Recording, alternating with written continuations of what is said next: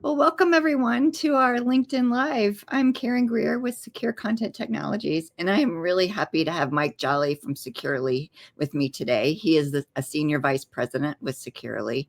And you may have seen us on some of these before. I love getting on and talking to Mike about the cutting edge issues that the schools are facing and certain ways that Securely is able to make their lives easier and make the students safer.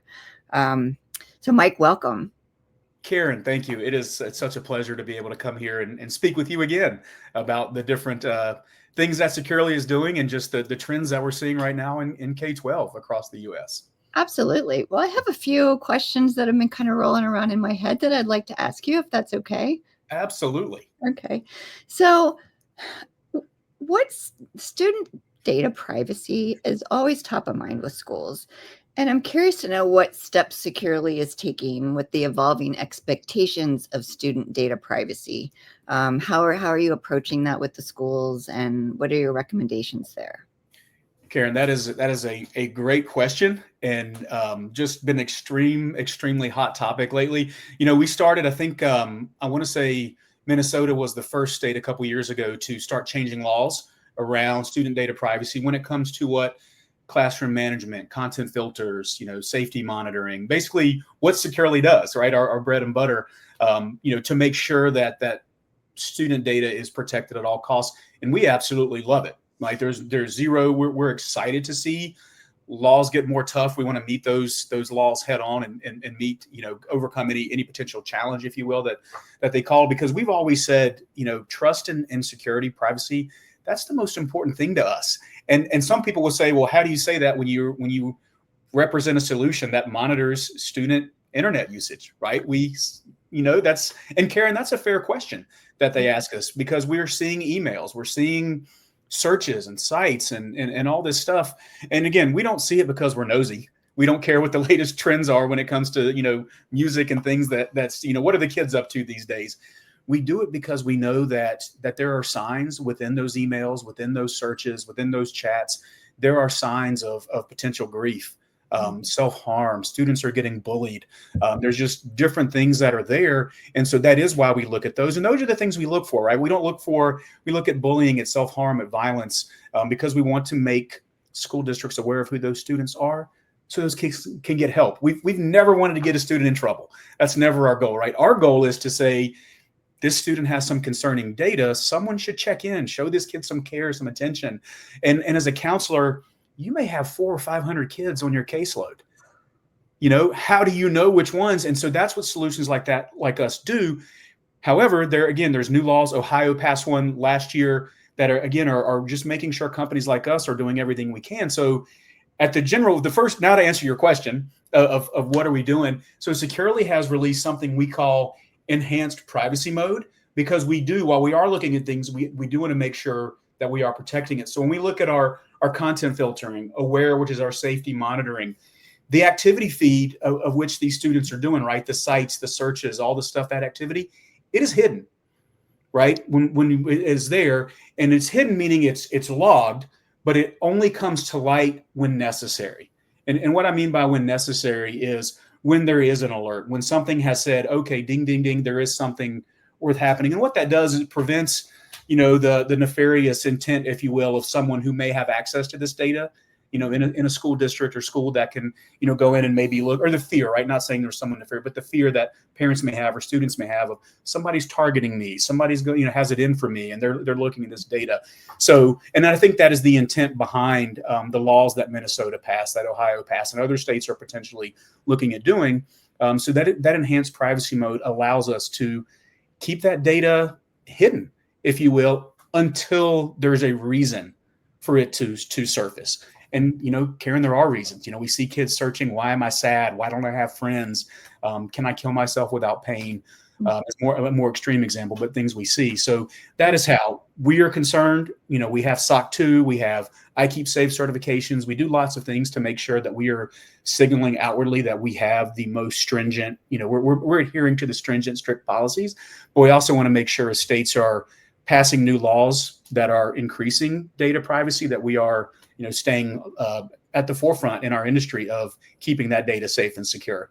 Oh, that's a wonderful answer, and all of this, as you know, is very near and dear to my heart. Student safety and some of the pain that these kids go through. Like, Yeah. so to be able to identify that is just very satisfying from my standpoint. And so the other thing that's been on my mind is I'm seeing a lot of use of like ChatGPT, Gemini, things along those lines are really on the rise. And I would think that the districts are kind of wrestling like how to handle them. Are there things that Securely is doing to help support the schools as they navigate this whole new wild, wild west, so to speak, that we are in? It is such an interesting time. Um, within the last 2 years, as these things are becoming more prevalent, I remember had some immediate phone calls from some of our great partners saying, "Block this.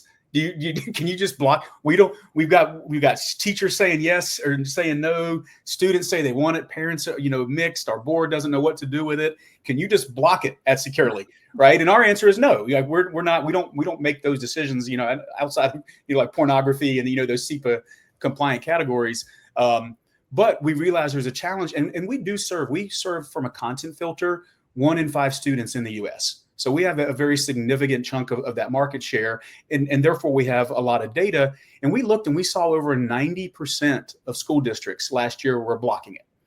Wow. Right. And for different reasons, right? Everybody's got their different reasons. We reached out and asked, and teachers would share, look, kids are going to cheat. We don't want kids cheating on things, right?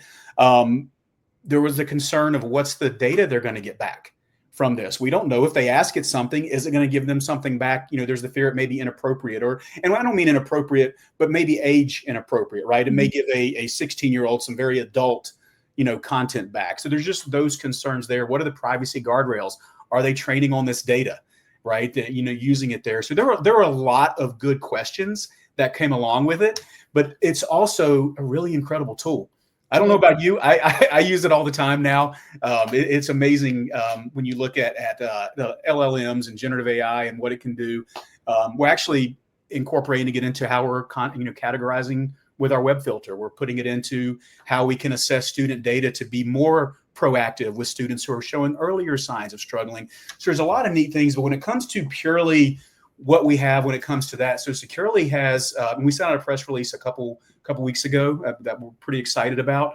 We have released something that's called AI Chat from Securely, and what it is it is safe, policy controlled AI use, and it's built for schools and for all ages.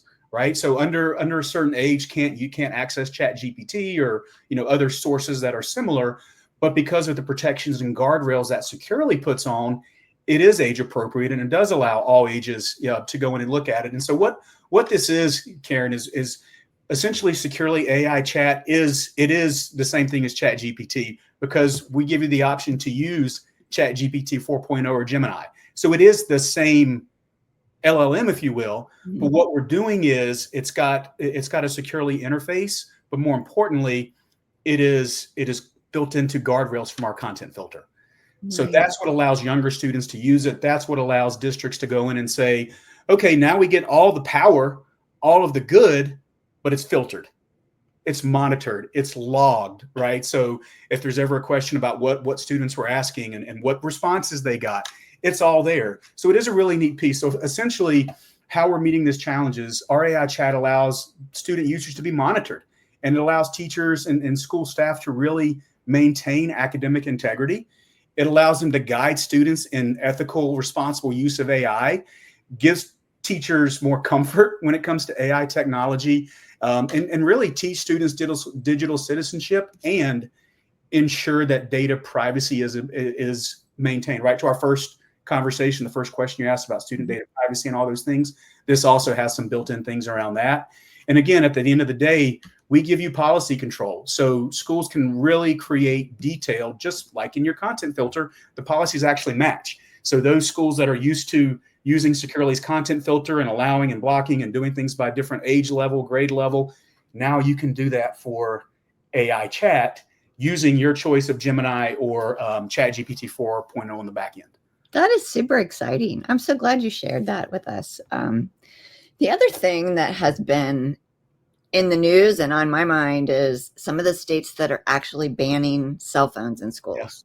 So I'm kind of curious to know what you all are seeing on that issue, how you're approaching it, and what, just kind of the trends that you're seeing. Because absolutely. Yeah. it's really an interesting topic in my head. That part of me wants to say, oh, well, the kids need to have them just in case something goes wrong or they need mom or dad. And then the other part of me thinks, well, they're there to learn, right? And I think everybody is kind of a little discombobulated with this issue. They are. And Karen, you and I have talked several times before. And I was a high school principal for almost 10 years. And I remember those early 2008, 9, 10, 11 days of cell phones and camera phones and social media really getting big in the late, 2007, 8, 9, 10.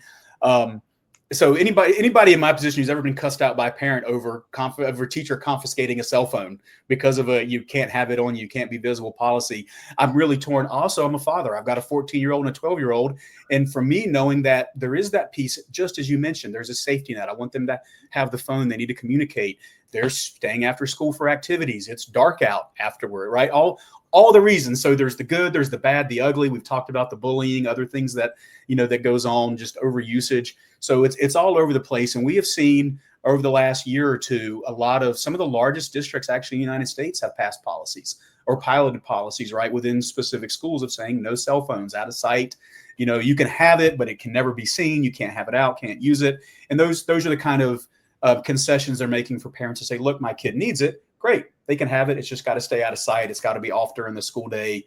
But that poses the challenge of what happens, and they're trying to use it in the class in different times and all those behavioral, issues and policies. We don't need to get into that. But from a filtering side, what's interesting is we're seeing uptick in usage, right? Because again, students would, if you've got a Chromebook or an iPad, but you've also got your phone and you're allowed to use that freely, you're doing stuff, off network, right? You're doing things that sometimes, again, not that we want to monitor everything they're doing, but maybe things that are bullying or related to self-harm, violence, not having some of that visibility. So in one state in particular where they passed a ban this year, we're seeing almost 30% increase in daily usage across searches, right? That Chromebook activity.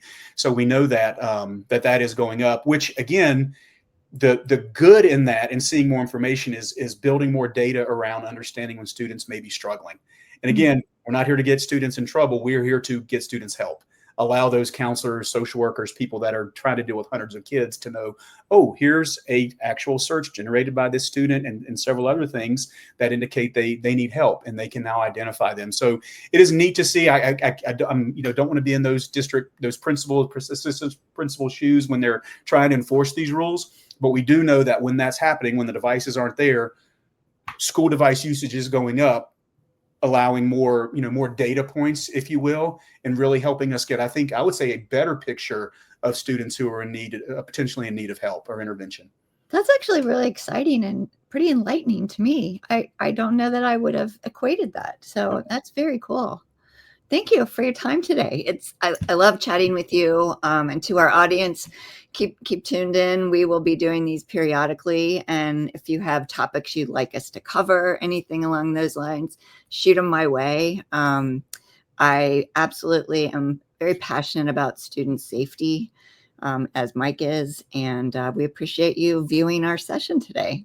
Yes, Karen, thank you so much. Always a pleasure to speak with you, and love what you and SCT are doing. Thank you, Mike.